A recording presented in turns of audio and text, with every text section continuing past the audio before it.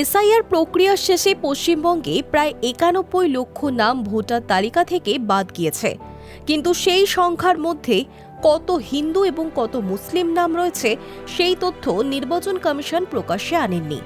ঘটনাচক্রে গত মঙ্গলবার ওই তালিকা প্রকাশের ৪৮ ঘণ্টার মধ্যে সাংগঠনিক স্তরে হিসেব কষে তৃণমূল দাবি করল যত নাম বাদ পড়েছে তার ৬৩% হিন্দু, যা বিজেপির পক্ষে অস্বস্তিকর।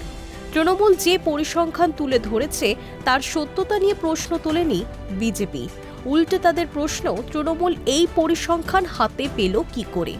তৃণমূলের বক্তব্য, এসআইআর এর একদম প্রথম পর্বে যে ৫৮ লক্ষ ভোটারের নাম বাদ পড়েছিল তার মধ্যে ৪৪ লক্ষই ছিল হিন্দুর নাম। সেই পর্বে মুসলিম নাম বাদ পড়েছিল প্রায় ১৩.৫ লক্ষ।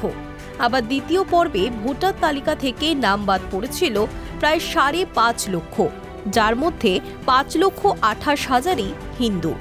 মুসলিম নাম বাদ পড়েছিল ১৩,০০০-এর মতো। তৃতীয় অর্থাৎ সর্বশেষ পর্বে বিবেচনাধীন তালিকা থেকে প্রায় ২৭ লক্ষ নাম বাদ পড়েছে।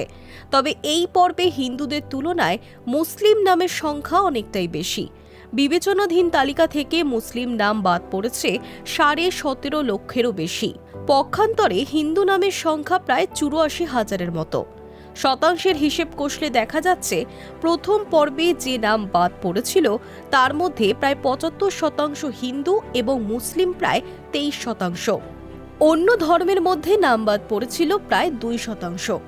দ্বিতীয় পর্বে যে নাম বাদ পড়েছিল তাতে হিন্দু নাম আরও অনেক বেশি, প্রায় ৯৭%, মুসলিম ২.৫%, অন্যান্য ১%-এরও কম।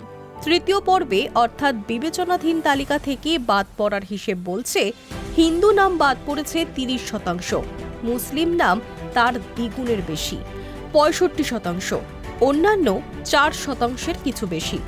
অর্থাৎ সব মিলিয়ে শতাংশের হিসেবে হিন্দু নাম বাদ পড়েছে প্রায় ৬৩%, মুসলিম ৩৫%। আনুপাতিক হিসেব হিন্দু মুসলিম নাম বাদ পড়ার হার ২:১। বৃহস্পতিবার তৃণমূলের মুখপাত্র অরূপ চক্রবর্তী জানিয়েছেন, অনুপ্রবেশকারী এবং রোহিঙ্গা খুঁজতে গিয়ে বিজেপি সকলকে লাইনে দাঁড় করিয়েছে।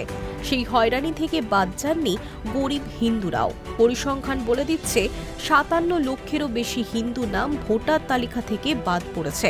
তৃণমূল হিসেব কষে যে পরিসংখ্যানের দাবি করছে তার সত্যতা নিয়ে প্রশ্ন তোলেননি বিজেপির মুখপাত্র রাজস্বী লাহিড়ী। বরং তার বক্তব্য, নির্বাচন কমিশন তো এই তথ্য প্রকাশ্যে আনেইনি। তৃণমূল তাহলে কোথা থেকে পেল?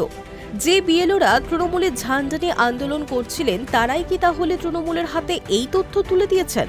প্রত্যাশিতভাবেই সূত্রের ব্যাপারে স্পষ্ট করে কিছু বলেনি তৃণমূল।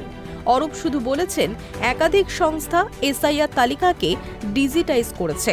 প্রথম ২ দফায় যে নাম বাদ গিয়েছিল তার বোধভিত্তিক হিসেব আমাদের সাংগঠনিক স্তরেও রয়েছে। এই পরিসংখ্যান পাওয়ার জন্য মহাকাশ গবেষণার দরকার হয় না। প্রসঙ্গত, অনেকেই এসআইআর এর নাম বাদ পড়ার মোট সংখ্যাকে সার্বিকভাবে ধর্মীয় ভিত্তিতে না দেখে গুণগত দিক থেকে দেখতে চাইছেন। তাদের ব্যাখ্যা, প্রথম দফায় যে প্রায় ৫৮ লক্ষ নাম বাদ পড়েছিল, যার মধ্যে ৭৫% হিন্দু, তা স্থানান্তরিত এবং একজনের একাধিক জায়গায় থাকা নাম। আর তৃতীয় পর্বে যে নাম বাদ পড়েছে যাতে সংখ্যালঘুরাই সংখ্যাগরিষ্ঠ, যারা ভোটদানে সক্রিয়।